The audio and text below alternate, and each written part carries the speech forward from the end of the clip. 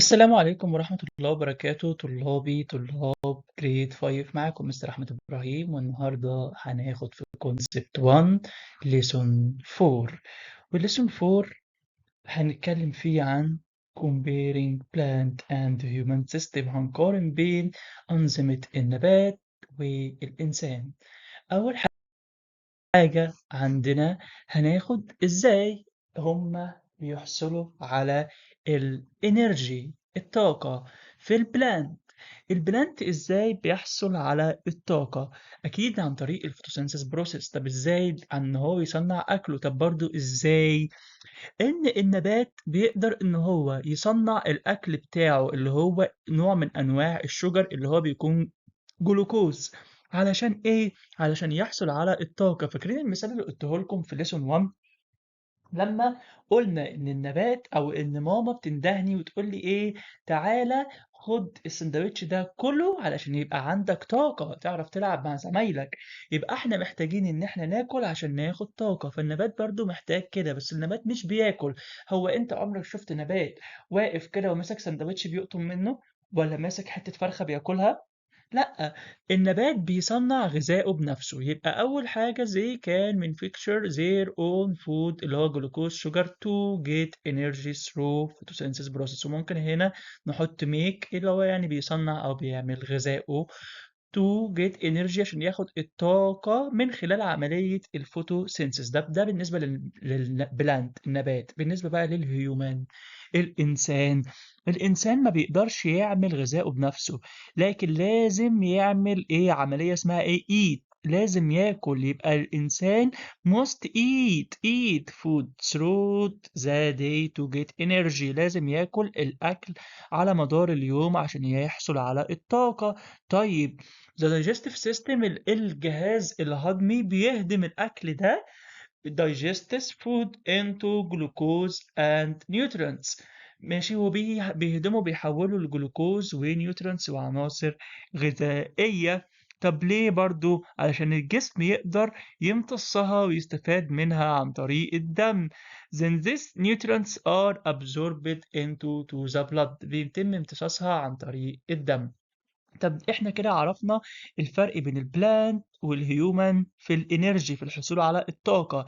طب عايزين نعرف كمان الفرق ما بينهم في الحصول على الغاز get the gases needed. احتياجاتهم من الغاز بياخدوها ازاي؟ أول حاجة البلانت لو تفتكروا احنا قلنا إن في حاجة اسمها leaves اللي هي الأوراق، والأوراق دي بيبقى فيها حاجة اسمها استوماتا، والاستوماتا دي بيتم من خلالها دخول الهواء. طيب تعال نشوف أهو air enters the plant through stomata in the leaves. الهواء بيخش للنبات عن طريق الاستوماتا اللي هي البورز التيني بورز اللي هي الفتحات الصغيرة in the leaves في الأوراق. طب بالنسبة للهيومن هل بياخد الهواء ازاي أو الجازز ازاي؟ أهو لما بنعمل عملية اللي هي ما هي عملية التنفس دي أهو air enters the human body through the nose من المناخير and mouth من الفم then to lungs بعد كده بيروح للرئتين. وهناك إيه اللي بيحصل؟ الأكسجين ده بيمتص وبيتم نقله للدم عشان الدم بقى ياخده ويوزعه لباقي أجزاء الجسم. تعال نشوف الكلام ده أهو. Oxygen is absorbed and transferred بينقل to the blood. الدم بقى بياخده بيوديه لباقي أجزاء الجسم. وهنشوف دلوقتي صورة أهو مع بعضينا أهو. ده دلوقتي جسم الإنسان. الأكسجين أو الهواء بيخش من هنا ويوصل للرئة، فبيتم من هنا امتصاصه والدم بقى ياخده ويوديه بقى لكل أجزاء الجسم، بقى يوديه بقى للدراع وللرجل وللظهر والإيد وكل حاجة. تمام.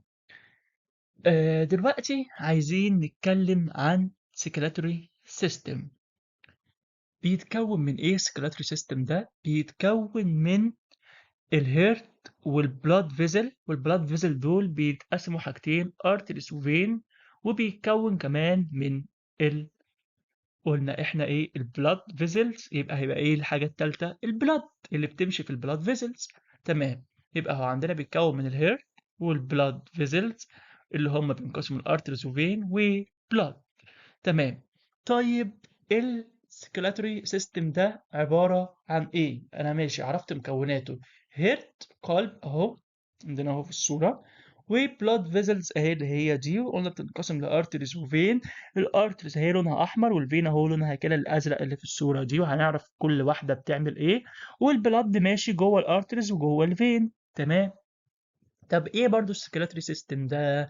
هنقوله it is the system that transport oxygen and nutrients. هو ده اللي بينقل الاكسجين والنيوترينتس اللي هي العناصر الغذائيه من خلال ايه؟ الدم اللي بيمشي جواه. تمام. through the blood to all the body cells parts. to all the body اللي هي cells parts اللي هو لجميع اجزاء الجسم وخلايا الجسم. التعريف ده والكلام ده مش بيفكرنا بحاجه، بيفكرنا بحاجه. طب ايه الحاجه اللي هو بيفكرنا بيها؟ بيفكرنا بحاجة كده كانت اسمها زايلم وفيلم في النبات. فعايزين كمان شوية بعد ما نعرف ايه هما الارتريز والفين نعمل مقارنة ما بين الاتنين دول في جدول كده جميل. طيب هنشوفه قدام. طب احنا دلوقتي عايزين نعرف ايه هي الارتريز وايه هي الفينز. نمسك الارتريز اول حاجة نتكلم عنها. احنا قلنا الارتريز اللي في الصورة دي باللون الاحمر. يا ترى دي ايه وظيفتها؟ اكيد برضو بتحمل حاجة من مكان لمكان. طب تعالى نشوف. هي بتحمل ايه؟ هي بتحمل الدم. طب والفين بتحمل برضو الدم. بس الارتريز بتكاري blood that is rich with oxygen and nutrients. خلي بالك الارتريز بتحمل الدم اللي فيه اكسجين ونيوترينتس ماشي، اللي هو زي مثلا ايه؟ الجلوكوز. from the heart to the body cell. from the heart to the body cell so that the body can grow. ومن خلالها القلب او الجسم قصدي بيستطيع ان هو ينمو. يبقى الارتريز بتحمل الدم من او اللي هو محمل بالاكسجين والنيوترينتس، وبتحمله من الدم قصدي من القلب للجسم. ماشي.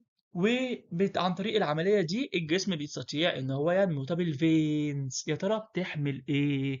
ماشي، دي بقى بتحمل برضو الدم، بس اللي هو فيه بقى ايه؟ ما فيهوش اكسجين، فيه ثاني اكسيد الكربون.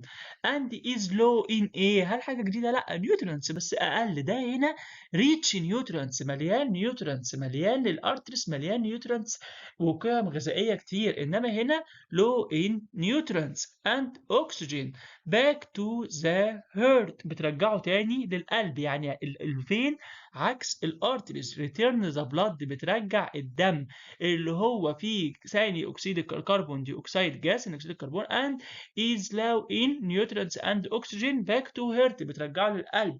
ماشي. ومن القلب بترجعه then to lungs where the blood carries oxygen again، عشان الدم ده بقى يروح لللنج تاني يقول لها انا معايا ثاني اكسيد الكربون، خديه بقى يا لنج وطلعيه بره الجسم واديني بداله اكسجين، علشان اخده الاكسجين تاني واوديه ارتريز علشان تاخده وهو فيه اكسجين ونيوترينتس وتوديه للهرت، والهرت ياخده يوديه لمين؟ لباقي اجزاء الجسم. بعد كده باقي اجزاء الجسم تاخد الاكسجين اللي هي عايزاه وتاخد النيوترينتس وتحط بقى فيهم ايه؟ الكربون دي اوكسيد وخلاص حاجات بقى تانية مش هحتاجاها. فالفينز تيجي تاخد بقى الدم ده اللي هو مليان كربون دي اوكسيد ومليان نيوترينتس وفي اكسجين قليل قوي وترجعه للقلب واللنجز. في برضه نيوترينتس واكسجين قليلين وترجعه للقلب واللنجز. وتقوم جايه اللنجز قايله ده دم ايه؟ ده فيه اكسجين قليل. طب هات بقى ثاني اكسيد الكربون اللي فيك وخد اهو اكسجين كتير، واحنا بقى نطلع ثاني اكسيد الكربون هو بره وناخد اكسجين جديد، وهكذا. ده كده الارتريز والفي، وهنتكلم عنهم تاني قدام في نفس المعلومات دي فهتثبت اكتر بس هنشوفها بشكل مختلف. تعالى دلوقتي نشوف الهيرت. ده بقى السوبر هيرو بتاعنا اللي بيضخ الدم، بيعمل بامب للبلاد عشان يوصله لجميع اجزاء الجسم عن طريق الارتريز والفين. فيلا بينا نشوف الهرت بيعمل ايه وبيتكون كمان من ايه. لان الهرت ده بيتكون من 4 اجزاء، consist of 4. الاجزاء دي اسمها chambers، حجرات، 4 chambers which are 2 atria and 2 ventricles. يبقى بيتكون من 2 اذين و2 بطين. يبقى الهيرت ده it consists of four chambers where are two atria and two ventricles. يبقى four chambers two atria two ventricles. four chambers two atria two ventricles. يبقى احنا عندنا الهيرت بيتكون من ايه؟ four chambers. الفور chambers دول عبارة عن ايه؟ two atria and two ventricles. تمام. طب احنا خلاص اخدنا الهرت واخدنا بيتكون من ايه، عايزين نعرف وظيفته ايه.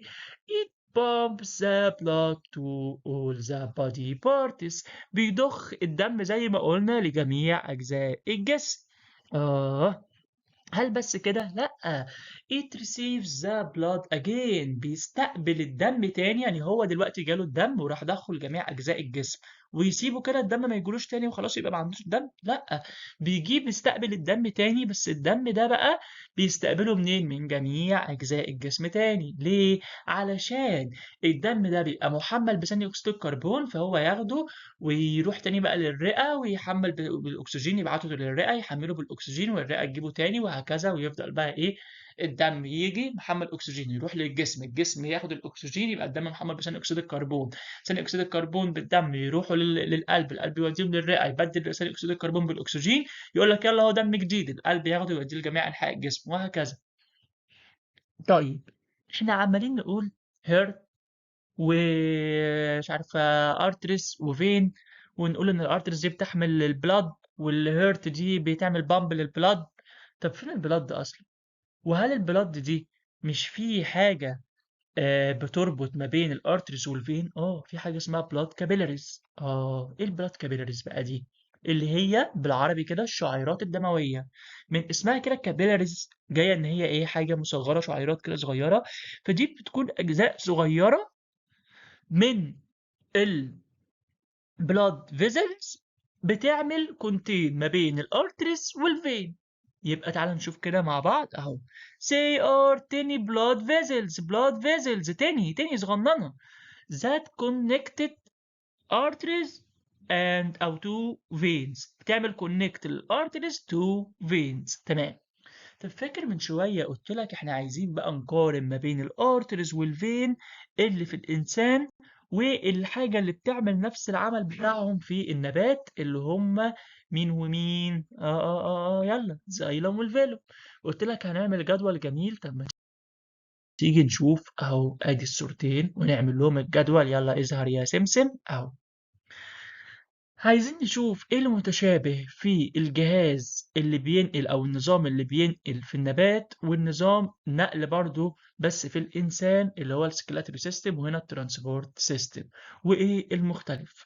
هنلاقي ان في النبات الاتنين اهم، ادي الصورة هي قدامنا وادي الصورة هي قدامنا، هنلاقي ان الاتنين عندهم system of vessels to transport water nutrients and gas. ايه ده ازاي يعني؟ اهو هنا في سيستم اهو عبارة عن انابيب اللي هي زايلم والفيلوم بتنقل ثلاث حاجات: الووتر والنيوترينتس والجاز من فوق لتحت ومن تحت لفوق. مش مهم دلوقتي مين بينقل ايه ومين مش بينقل ايه، بس المهم ان ده عنده النظام ده. وكمان الهيومن عنده برضو اهو فيزلز اهي اللي هي الارترز والفين بتعمل ترانسبورت للووتر والنيوترينتس والجاز. تمام. وكمان both have one way vessels، هما الاتنين عندهم one way vessels اهو فعلا. طيب الديفرنس؟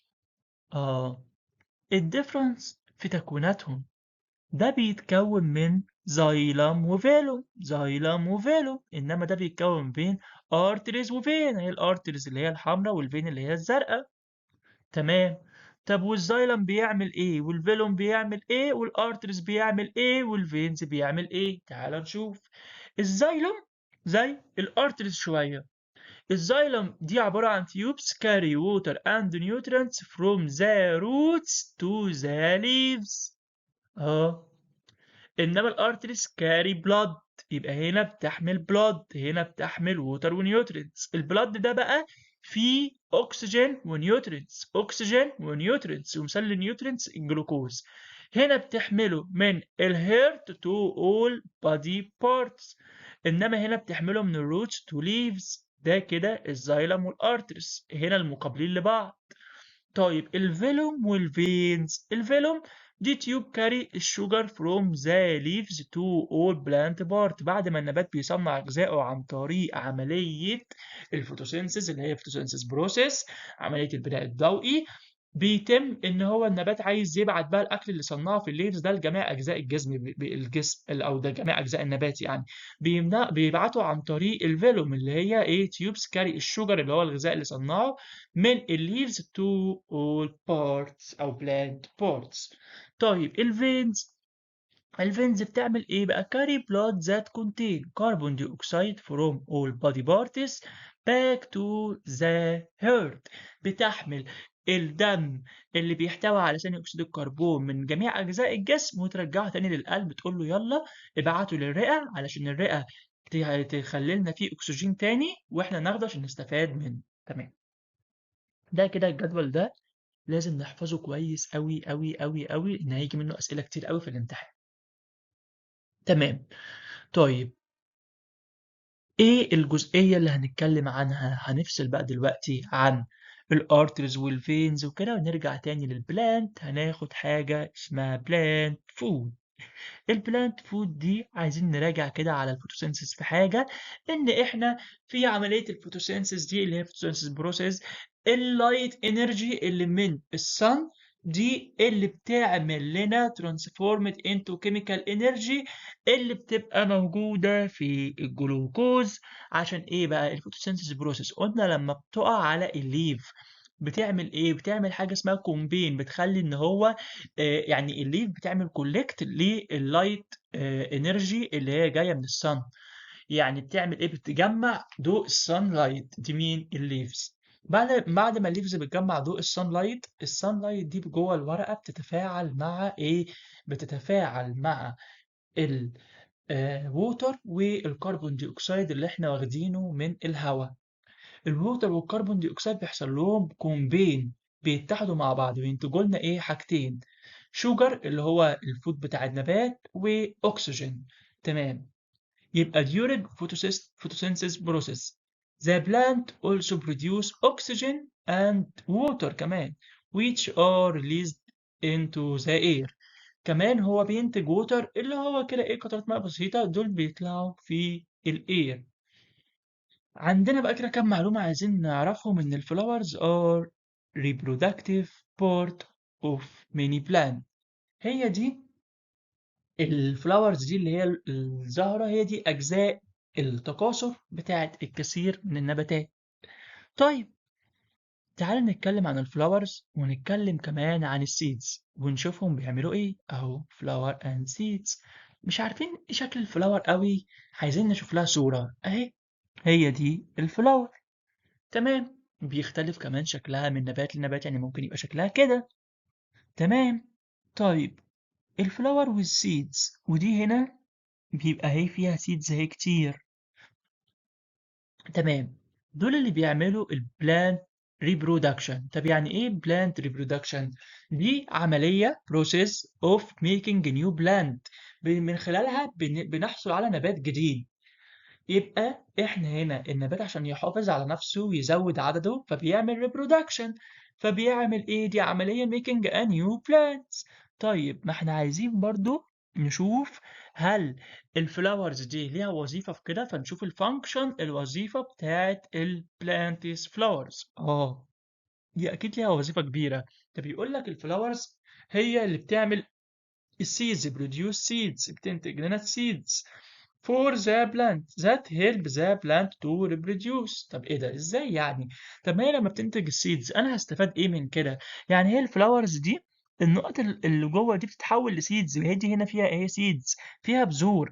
طيب البذور دي انا هستفاد منها بايه؟ هعمل بيها ايه؟ دي البذور دي لو توفر لها ووتر وتمبريتشر حلوه واسمه ايه ده كل ده توفر لها وسويل، هتعمل ايه؟ هتعمل جيرمينيشن، بعد كده تعمل جرو اب وتكون نبات كامل. طب ما تيجي نشوف. لما السيدز دي ريسيف اير، هتستقبل هواء ووتر and the correct temperature درجة حرارة صحيحة، يعني درجة حرارة كويسة ومناسبة they can grow into a new plant هتقدر إن هي تنمو لنبات جديد. تمام. طيب دلوقتي عندنا سؤال مهم قوي give reason for وأفكركم بالمثال اللي كنا بنقوله وإحنا بنحل إيه الفرق ما بين give reason for و what happened. لما أقول لك أنت اتأخرت النهاردة ليه give reason هتقول لي إيه عشان السكة كانت زحمة. أقول لك طب ولما أنت اتأخرت ده كان نتيجته إيه what happened تقول لي المستر عاقبني. لكن ينفع أقول لك give reason أنت اتأخرت أنت اتأخرت give reason ليه أنت اتأخرت ليه تقول لي علشان المستر عاقبني هو أنت اتأخرت عشان المستر عاقبك لا ده نتيجة إن أنت اتأخرت what happened. لكن give reason ده السبب. فدلوقتي بيقول لي give a reason for the life on earth without plant would be impossible. يعني الحياة على الأرض من غير نبات بتكون مستحيلة. إيه ده؟ فعلا مستحيلة. طب إيه السبب بقى يا ترى؟ يا ترى إيه السبب؟ ما تيجي كده نفكر مع بعض. هو النبات ده بيعمل إيه؟ ده النبات ده هو اللي بيعمل غذائه بنفسه وعن طريق غذائه ده عملية الفوتوسينثيز بيطلع لنا. بص أنا كل ده بفكر بيطلع لنا أكسجين. آه. والأكسجين ده هو ده مهم الأكسجين ده أنا بتنفس أكسجين ده أنا لو ما تنفستش أكسجين هموت. والأنيمالز كمان بتتنفس أكسجين لو ما تنفستش أكسجين هتموت. يبقى هنقول إيه because during photosynthesis process plant produce oxygen gas that animal and people أو humans need to breathe. يبقى لأن النبات خلال عملية الفوتوسينثيز بيستطيع إن هو ينتج الأكسجين جاز اللي إحنا والحيوان بنتنفسه. فلو النبات مبقاش موجود خالص مش هينتج أكسجين والأكسجين هيقل فبالتالي هنموت فتبقى الحياة impossible مستحيلة. علشان وقت الحصة ما يبقاش طويل هوريكم دلوقتي اللي احنا كده خلصنا الليسون. هوريكم الورك شيت بتاع الليسون 4. انا عامل 2 ورك شيت اهم. ادي ده واحد اهو. شوف هتاخدوا سكرين او ايه عشان تحلوا وانا هنزل فيديو ليه لوحده واحنا بنحله لان الشيت طويل فلو حليناه مع الدرس هيبقى طويل. ادي اهو اول سؤال تاني سؤال تقروا الاسئله كويس وتركزوا فيها. ده كده اول شيت خلص. في ورك شيت تاني اهو في كومبليت اهو كومبليت اهو كتير 11 سؤال كومبليت وفي كمان جيف ريزون. بس كده ده كده تاني ورك شيت كمان خلص. ده الهوم ورك بتاع ليسون 4 هنحله ان شاء الله مع بعض احنا الفيديو اللي جاي. اشوفكم في الفيديو اللي جاي واحنا بنحل الهوم ورك بتاع ليسون 4 والفيديو اللي وراه هناخد ليسون 5 ونبقى خلصنا كونسبت 1. بحبكم قوي. ما تنسوش تعملوا لايك تبعتوا الفيديو لكل زمايلكم تشاركوا في القناة وتفعلوا زر الجرس ولو في أي سؤال واقف معاكم تقدروا تسألوني فيه في الكومنتات وهتلاقوا جميع منصات التواصل الاجتماعي بتاعتي في الديسكريبشن بوكس. تقدر تخش عليها وتكلمني وتبعت لي أي سؤال أنت محتاجه. دايما معاك عشان تفهم الساينس بطريقة أحسن. والسلام عليكم ورحمة الله وبركاته.